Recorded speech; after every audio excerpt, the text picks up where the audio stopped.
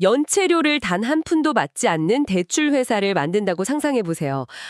고객이 돈을 제때 갚지 않아도 벌금을 매기지 않고 숨겨진 수수료도 전혀 없는 겁니다. 평범한 경제 상황에서도 참 막 미친 소리처럼 들리죠. 그렇죠. 그런데 이자율이 천정부지로 솟구치던 2023년이라면 어떨까요? 월스트리트의 모든 전문가들은 이런 비즈니스 모델을 가진 회사가 가장 먼저 파산할 거라고 아주 확신을 했거든요. 네, 맞아요.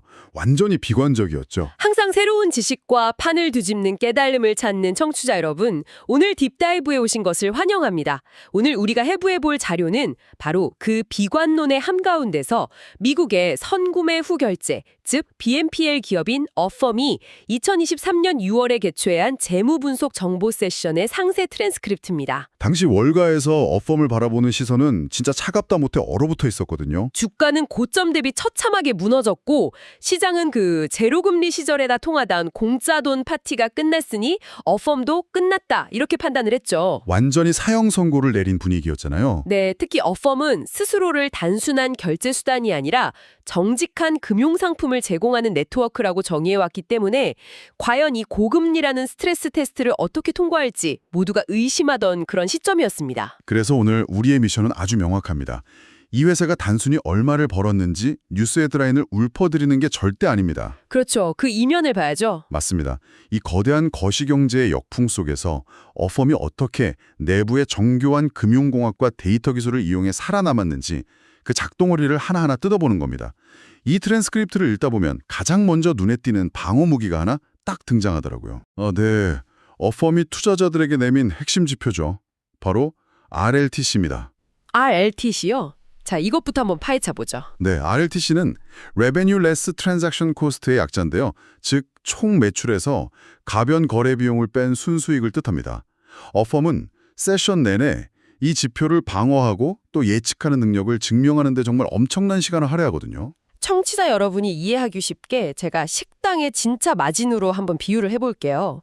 식당 주인이 우리 가게 오늘 100만 원어치 팔았어 라고 말하는 건 총 상품 거래액, 그러니까 GMV입니다. 겉보기엔 되게 좋죠? 네, 겉보기엔 좋죠. 하지만 진짜 중요한 건 거기서 오늘 쓴 식재료비, 알바생 일당, 카드 결제망 수수료 다 떼고 진짜 내 금고에 들어오는 순수한 현금이 얼마냐는 거잖아요. 정확합니다. 바로 그거예요. 어펌은 바로 이 진짜 마진인 RLTC를 핀테크 업계 최고 수준인 3에서 4%로 타겟팅하고 있다는 거죠. 맞아요. 그리고 여기서 되게 매력적인 부분은 그 타겟을 맞추기 위해 어펌이 아주 흥미로운 예측 모델을 제시한다는 겁니다.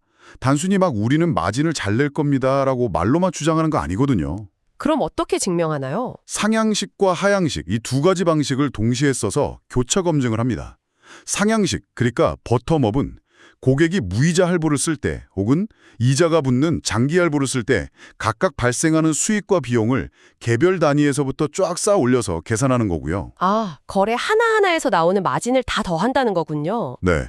반면 하향식, 탑다운은 거시경제 지표, 즉 금리나 소비자 물가지수가 변할 때 전체 거래액 대비 수익률이 어떻게 변할지를 거시적 관점에서 쫙 내려다보며 계산하는 거죠. 결국 시장에다 대고 우리는 금리가 오르든 내리든 우리 손에 떨어지는 이 진짜 현금 마진을 완벽하게 통제하고 예측할 수 있다. 이걸 증명하려 한 거네요. 그렇죠. 자본시장의 신뢰를 되찾기 위한 완벽한 전략적 행보였던 거죠. 자, 식당 마진 이야기가 나왔으니 말인데 마진을 남기려면 일단 밥을 먹으러 오는 손님이 많아야 하잖아요. 즉, 거래의 절대적인 볼륨, 파이가 커져야 합니다.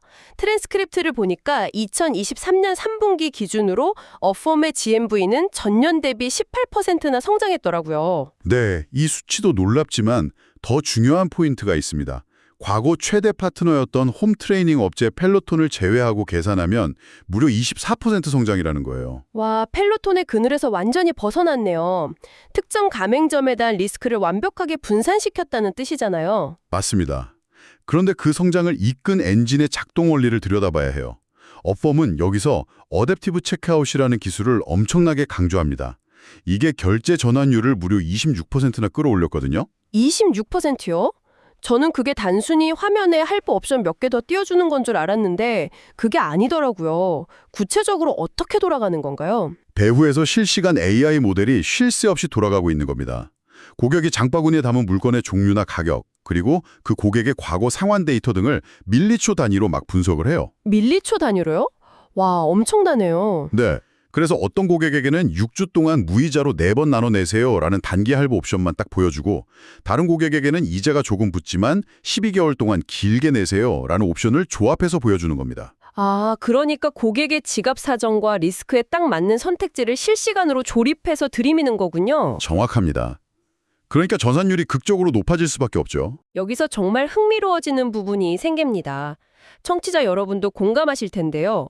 어펌이 무이자 단기 할부를 무기로 일상 소비자 시장까지 엄청 깊숙이 파고들고 있단 말이죠. 치약이나 샴푸, 휴지 같은 몇만 원짜리 마트 물건들 말이에요. 네, 일상 영역으로 침투하는 거죠. 그런데 잠깐만요. 몇백만 원짜리 자전거나 텔레비전을 할부로 사는 건 누구나 이해가 갑니다. 하지만 치약을 할부로 산다. 이건 오히려 소비자들의 재정 상태가 완전히 바닥을 드러냈다는 위험 신호 아닌가요? 기업 입장에선 이런 푼돈 빌려줬다가 떼일 리스크만 미친 듯이 커지는 거잖아요. 겉으로 보기엔 정확히 그렇습니다. 사실 당시 월스트리트의 비관론자들도 치약을 할부로 사는 이 현상을 소비 붕괴의 전조라고 되게 심각하게 해석을 했었죠. 그렇죠. 상식적으로 그렇게 생각하기 쉽죠. 하지만 이걸 어펌의 전략적 관점, 특히 고객 생애 가치와 데이터 확보 측면에서 바라보면 완전히 다른 그림이 펼쳐집니다. 핵심은 바로 빈도수예요. 푼돈 결제의 빈도수요? 그게 왜 중요한가요? 비싼 가구나 자전거는 한 고객이 몇 년에 한 번 살까 말까 하잖아요. 하지만 샴푸나 식료품은 매주 삽니다. 어펌은 고객이 매주 결제 버튼을 누를 때마다 자신들의 앱을 열게 만들려는 겁니다. 일종의 고착화 전략이죠. 아, 습관을 만들어버리는 거군요. 네, 맞아요. 그리고 더 중요한 건 바로 데이터입니다. 소액 결제가 자주 일어날수록 어펌의 AI는 이 고객이 월급날 직전에 돈을 잘 갚는지, 어떤 패턴으로 소비를 하는지 기하급수적으로 많은 데이터를 쫙쫙 빨아들일 수 있거든요. 와, 푼돈을 빌려줘서 리스크를 키우는 게 아니라 오히려 그 소액 거래들을 통해서 고객의 진짜 신용도를 파악하는 아주 해상도 높은 데이터를 실시간으로 사들이고 있는 거였네요. 바로 그겁니다. 그럼 이렇게 폭발적으로 일어나는 거래들이 실제로 어떻게 어펌의 통장에 돈으로 꽂히는지 대차대조표를 좀 열어보죠. 고금리 시대가 되니까 어펌의 자산 매각 비중이 56%에서 34%로 툭 떨어지더라고요. 네, 대출 채권을 밖으로 팔지 않고 자기들 장배 끌어안기 시작한 겁니다. 이 변화를 보니까 저는 도매에서 직영으로 전환한 사과 농장이 딱 떠오르더라고요. 원래 이 농장은 대형마트의 사과를 뭉텅이로 도매로 넘겼습니다. 그게 대출 채권 매각이죠. 아, 비유가 아주 찰떡이네요. 그런데 마트가 유통마진을 너무 짜게 부르기 시작하니까 농장 주인이 에잇! 차라리 우리 집 창고에 보관하면서 직판장을 열어 소비자한테 직접 팔고 이자 수익을 챙기자. 이렇게 체질을 개선한 거랑 똑같잖아요. 맞습니다. 이걸 더 큰 그림과 연결해보면 그 직판장 전략이 만들어낸 결과가 4가지 핵심 수익원의 비중 변화로 아주 뚜렷하게 나타납니다. 어떻게 변했나요? 외부로 팔아서 남기는 자산 매각 이익률은 1.9%로 완전 바닥을 쳤지만 직접 안고 가면서 벌어들인 이자 수익은 1억 7,800만 달러로 무려 32%나 폭증을 했거든요. 잠깐만요. 그렇게 짧은 시간에 이자 수익을 어떻게 그렇게 극적으로 늘릴 수가 있죠? 과감한 가격 정책 덕분입니다. 어펌은 법적으로 허용된 최대 이자율, 즉 APR 상한선을 30%에서 36%로 확 올렸습니다. 아, 36%까지요? 네, 거시경제의 금리 인상 폭포를 소비자 측면의 이자 수익으로 막아낸 완벽한 해징을 한 겁니다. 외부 수수료에 의존하던 체질이 아주 끈끈하고 안정적인 이자 수익 중심으로 단단하게 이동을 한 거죠. 직판장에 사과를 쌓아두고 비싸게 파는데 성공했다는 건 알겠습니다. 그런데 청취자 여러분도 이쯤에서 아주 강한 의문이 드실 겁니다. 어떤 부분이죠? 대출 자산을 자기들 장부에 직접 쌓아둔다는 건 고객이 돈을 안 갚았을 때 회사가 그 손실을 고스란히 뒤집었어야 한다는 뜻이잖아요. 네, 당연하죠. 그게 모든 대출기관이 짊어진 숙명 같은 거니까요. 보유 대출액이 1년 새 50%나 늘어났으니 리스크도 그만큼 빵 터져야 정상이죠. 그러니까요. 결국 이게 다 무슨 의미일까요? 시장에선 항상 BNPL은 신용카드를 못 만드는 저신용자들을 위한 위험한 대출이다라고들 하잖아요. 그런데 트랜스크립트에 나온 데이터를 보면 완전히 앞뒤가 안 맞습니다. 수치가 상식을 벗어나죠. 네, 대출 손실을 대비해 미리 떼어두는 신용손실 충당금 비율이 2022년 6월 6.2%에서 2023년 3월에는 오히려 4.7%로 뚝 떨어졌습니다. 거시경제는 최악으로 치닫고 장부에 대출은 잔뜩 쌓았는데 떼일 돈에 대비한 저축은 줄였다고요? 이거 전통금융권의 상식으로는 도저히 불가능한 일 아닙니까?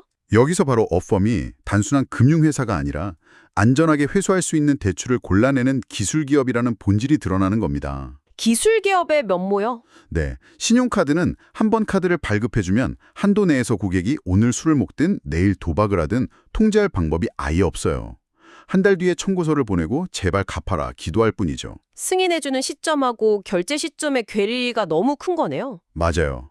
하지만 어펌이 AI 언더라이팅은 다릅니다. 이들은 매 건의 결제마다 새롭게 신용평가를 실시간으로 해버려요. 어제 치약을 무이자로 살 수 있게 승인해줬어도 오늘 고객 데이터에서 미세한 연체 지무가 발견되면 오늘치 샴푸 결제는 가치 없이 승인을 거절해버립니다.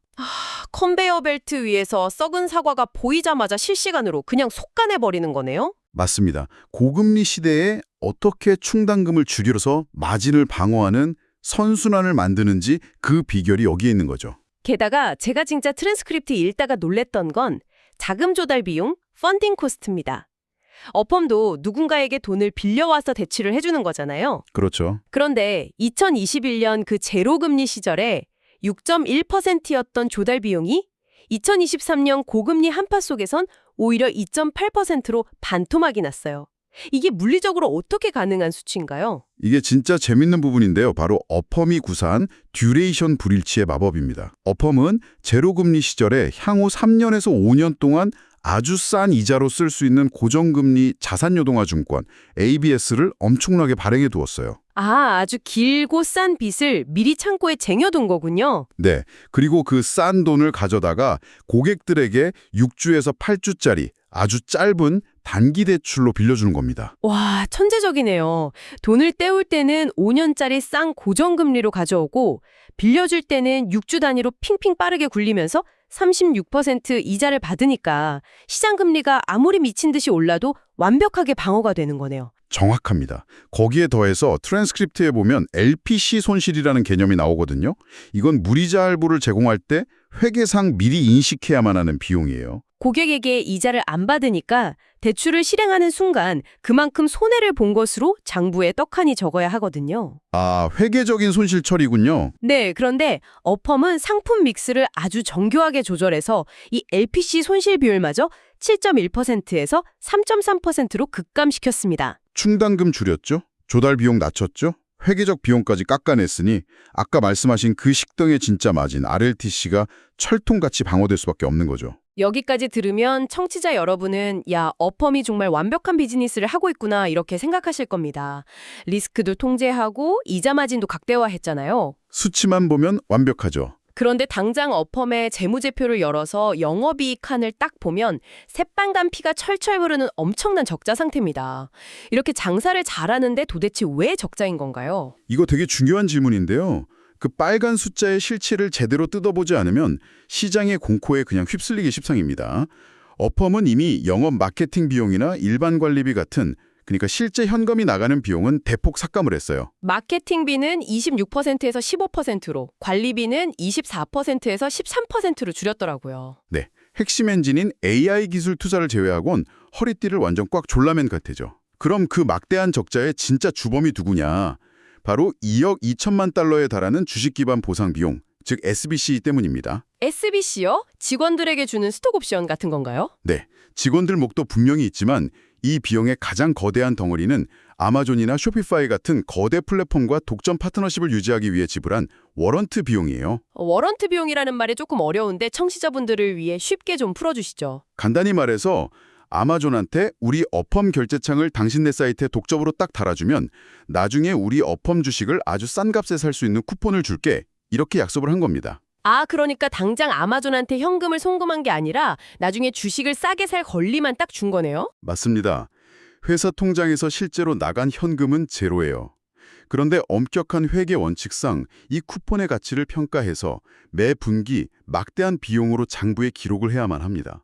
현금은 그대로 창고에 있는데 장부상으로는 수억 달러가 마이너스 처리되면서 영업 적자가 막 눈덩이처럼 불어나는 착시 현상이 생기는 거죠. 와, 그래서 트랜스크립트를 보면 경영진이 2025년 하반기를 유독 그렇게 강조를 하는 거군요.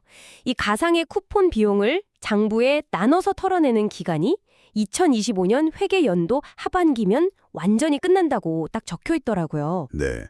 이 심층 분석의 가장 강력한 아하 모멘트가 바로 여기입니다. 2025년 하반기가 되면 매 분기 회사의 목을 조르던 그 1억 달러 이상의 가상 비용이 장부상으로 마법처럼 그냥 증발해버려요. 비즈니스 펀더멘탈은 지금처럼 아주 견고하게 팽팽 돌아가는데 장부를 짓누르던 돌덩이만 싹 사라지게 되는 거죠. 그야말로 재무제표에 거대한 빅뱅이 일어나는 거네요. 빨간색이던 영업이익이 하루아침에 흑자로 딱 돌아서면서 기업 가치가 완전히 재평가될 수 있다는 뜻이잖아요. 그렇죠. 저는 이 시나리오에 대한 확신을 주는 가장 큰 요소가 CEO 맥스 레브친의 보상 구조라고 봅니다. 트랜스크립트에 보니까 회사 주가가 무려 132달러를 돌파하지 못하면 CEO가 가져가는 보상이 단 한 푼도 없다고 명시가 되어 있어요. 이거 마치 우주선 기장이 우리가 달에 안전하게 착륙하지 못하면 내 월급은 영원이다 라고 선언한 것과 같잖아요. 맞아요. 당시 주가가 10달러대 언저리였던 걸 생각하면 거의 미친 타겟이거든요. 사실상 스타트업 창업자가 회사를 유니콘으로 만들지 못하면 내 월급 평생 없다. 선언하고 지분만 들고 뛰는 그 스킨 인 더 게임의 끝판왕이죠. 주주들 입장에선 가장 강력한 안도감을 주는 계약서네요. 네. 경영진의 생존과 주주들의 이익을 완벽하게 묶어버린 겁니다. 자, 벌써 트랜스크립트의 마지막 페이지를 덮을 시간이네요. 오늘 우리는 2023년이라는 거시경제의 거대한 허리케인 속에서 어펌이라는 대출 네트워크가 어떻게 살아남았는지 낱낱이 확인했습니다.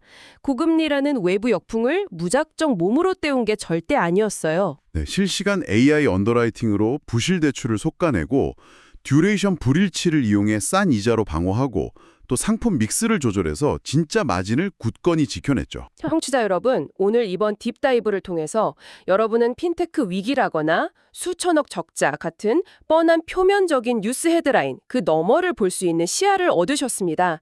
워런트 소멸 일정이라는 회계적 착시를 걷어내고 그 아래에서 거침없이 돌아가고 있는 현금 창출 엔진의 굉음을 들으실 수 있게 된 거죠. 쏟아지는 정보의 홍수 속에서 남들이 보지 못하는 메커니즘을 이렇게 꿰뚫어 본다는 것, 그게 진짜 무기 아닐까요? 맞습니다. 자, 그럼 오늘 우리의 딥다이브를 마무리하면서 청취자 여러분이 일상 속에서 직접 탐구해 보실 만한 도발적인 화두를 하나 던져보겠습니다.